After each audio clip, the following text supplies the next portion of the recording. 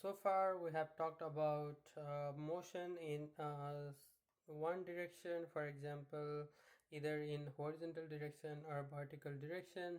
And in this section, we will explore how different types of motion combine to produce different paths. And these are more close to real life situation where we have uh, a combination of different motion, and we generally call this compound motion of uh, i- i- uh, projectile. And the projectile is a combination of horizontal and vertical motion. uh, One thing to remember is sometimes not just of the combination motion, you will also see somebody saying uh, vertical projectile to represent a vertical motion. But in general, when we just say projectile motion, we are mostly saying that the motion is a combination of both horizontal and vertical motion. And something we need to remember is that from the section vertical motion, we know that gravity acts at all times and it is independent of the object's motion. So gravity, we cannot turn off gravity. So if there is an object, there will be an acceleration due to gravity, and the acceleration due to gravity is independent of the motion. It will always be there. It's irrespective of the time, there will be acceleration due to gravity. A projectile motion is described by the path or the trajectory. uh, an object uh, an object thrown horizontally is accelerated downward under the influence of gravity. And uh, let's say we have someone throwing a ball like this. He's throwing the ball, then we have the ball will have some acceleration because of gravity, and it will not have any acceleration in horizontal direction because there is no force in horizontal direction. There's only the velocity with which the player first threw the ball. So there's no acceleration, only uh, no acceleration in horizontal direction, and only acceleration is in downward direction because of gravity.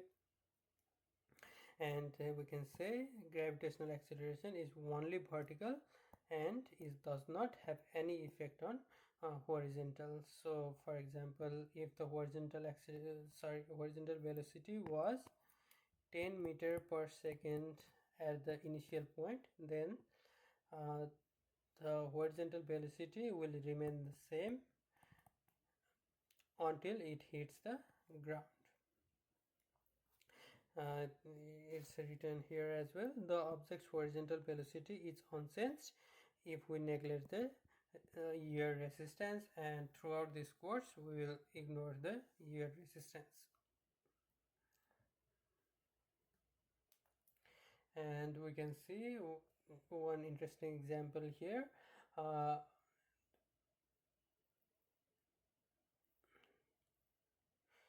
we can see here the arrow is released with some initial velocity vh, representing velocity, horizontal velocity. And you can see here these arrows in horizontal direction are constant, and regardless of at which point you are looking at, they are constant, and the horizontal velocity is same as the velocity which she released the arrow with. And in terms of vertical velocity, as we said in previous section, that every 1 second every 1 second the vertical velocity will increase by 10 meter per second, right? And this also holds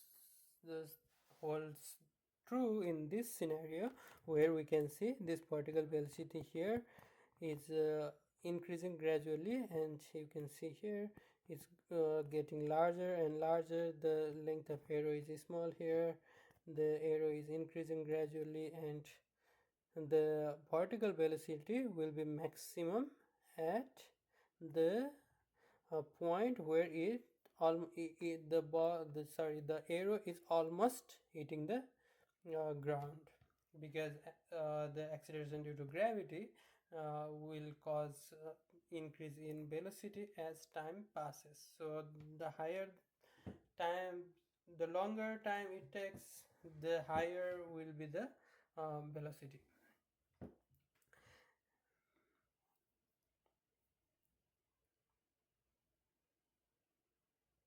And one interesting thing to observe is that say we have these two scenario is shown in this example. First, you have a scenario where somebody is throwing this sorry is releasing this archer with some initial velocity in first example, right? And the height, this is same as this. So this guy is just dropping the arrow without any initial velocity. He is holding the arrow and just releasing the arrow in the ground, and she is throwing the arrow she is releasing the arrow in horizontal direction. As we said, the acceleration due to gravity is same for all the objects.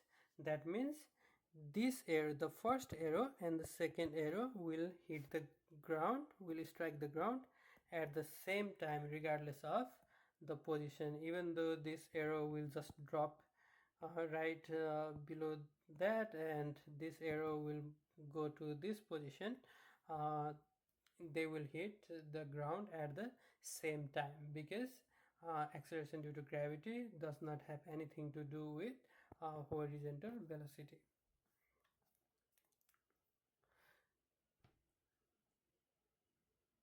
And we can see one more example here, where a player is throwing a ball, and we can see here uh, the initial velocity. We have a horizontal velocity as well as a vertical velocity. He is throwing the ball at some projectile at certain angle, and we have both horizontal as well as vertical acceleration. And as we said before, acceleration due to gravity will cause any object to change velocity by 10 meter per second every 1 second. And in this example, if we see here, the ball was released with this amount of vertical velocity, and as time passes by, we can see here the vertical velocity is decreasing because of acceleration due to gravity. And at this point, there is no vertical velocity, because the ball was going up till this point, and after this point the ball will start going down, right? So if the ball is changing direction from going upward to going downward, at this point it has to have a velocity going in upward downward direction of 0. So the velocity here in vertical direction should be 0.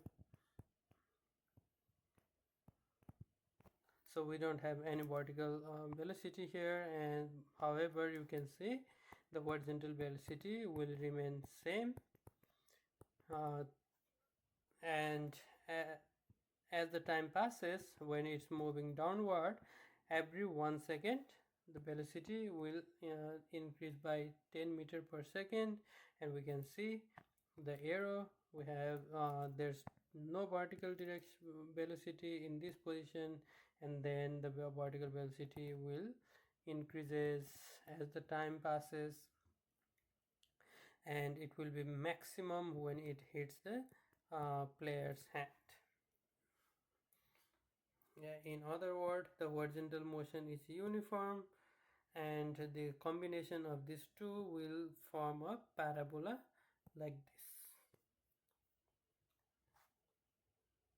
And just a note,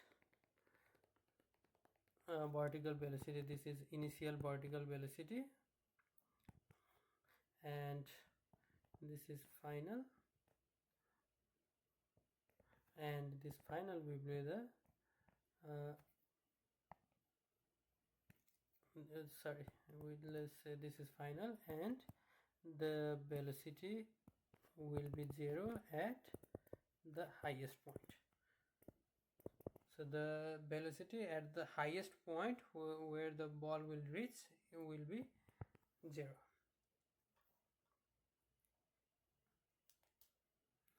And we can see here, when we analyze projectile motion by breaking it into two independent, we just saw how horizontal and vertical forces we know are applied in a projectile motion. So basically, whenever we are analyzing a projectile motion, we will split it into two independent motions, one vertical and one horizontal axis, and we will analyze based on that. And here we should also note this point here, that there is no horizontal acceleration, meaning the horizontal velocity is constant. And we also talked about this, the velocity in the vertical direction begins to decrease as the object rises because of the acceleration due to gravity. At its highest point, the vertical velocity is 0, and as the velocity reaches the 0 point, then it will start moving downward. As the object falls toward Earth, again the vertical velocity increases again in the magnitude, but points in the opposite direction of the initial velocity. And in order to get the magnitude of the projectile velocity, we will have to use a vector summation to get the resultant of these two projectile motion. For this course, we will not be doing it. We will only look at the concept how this works. So let's see one final example here. So the ball is released with some initial velocity and at certain angle, and we can see the horizontal velocity is constant,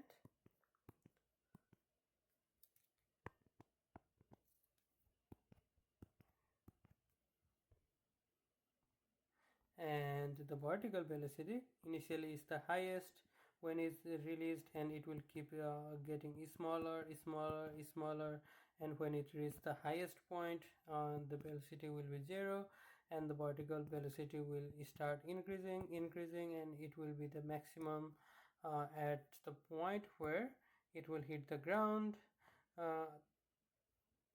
And we can split this series of velocities into horizontal component like this and vertical component like this, and analyze separately.